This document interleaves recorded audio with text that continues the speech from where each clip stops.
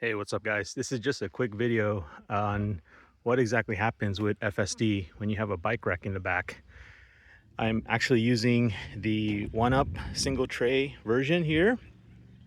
And I can say that when you have this in the stowed away position when it's flipped up without the bike on it, then FSD is pretty much normal. I couldn't see any difference. It doesn't hinder the camera, give you any kind of warnings. When it's flipped up, it actually comes to about maybe this high, and somewhere around, I don't know, 6 inches to 10 inches further away from the bumper. But for the most part, I can say that with the bike on the back, and again, this is just a standard Levo 3. I have another Crestline, which I think will operate and behave very much the same as far as FSD is concerned. So I'll show you what exactly happens, okay? Let's jump in the car. I think I have a route planned.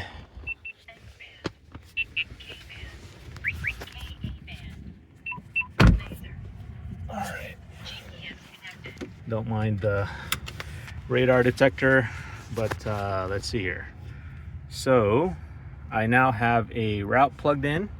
Self-driving is ready to be enabled, or I should say, ready to go, and basically trying to head to a supercharger. So if I start self-driving by clicking on this, it basically says, turns on the hazard lights, shows what obstacle is being blocked or is blocking the camera, and it shows this self-driving, etc., and then it goes and does all that messed up stuff. So you normally would have backed out of this sort of dirt lot here because the road is right over there. So let me just put this into reverse like that, and it's now in reverse. So let me back up on its own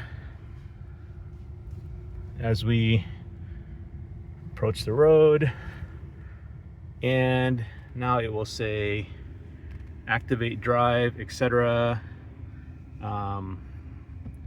I actually don't know how to go to park from here except outside of just doing this. You could probably, sorry guys, I'm just trying to think of options. I know obviously how to get into drive, but let's just do it the old way, like that.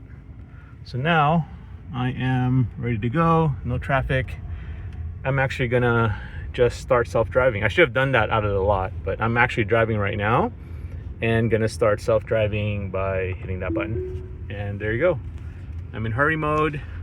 You get this warning right there showing the photo of the obstacle, and supervised FSD may be degraded. So what you can do is you can turn that away and then get to your standard stuff.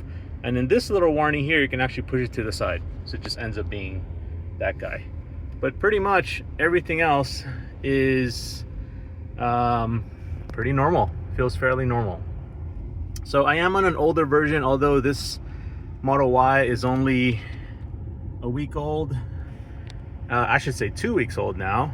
And I'm not on the latest software because Tesla has not bothered to send that over.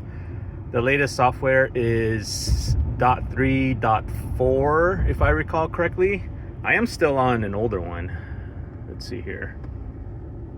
I am on 2.5. So you can see right there. So anyway, that's kind of the gist. It's definitely not a huge issue with the bike rack on the back. As you can see, there's a bike rack on the back, or there's a bike rack on the back with a bike on it. And for the most part, it's pretty normal, except it will not back into anything. It won't back into a driveway. It won't back into a parking lot. It won't do any kind of anything that requires reverse. What I have not noticed though is if you guys are FSD experts, you remember that if you're on the freeway and maybe you're in the fast lane, for example, and you're not in Mad Max setting, you're kind of in a normal ones, hurry or standard or something slower.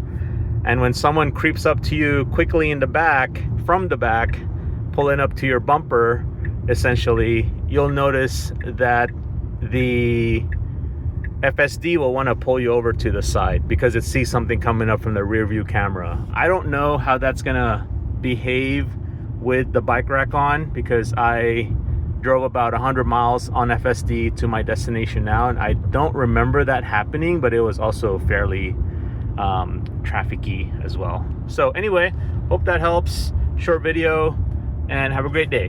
Bye.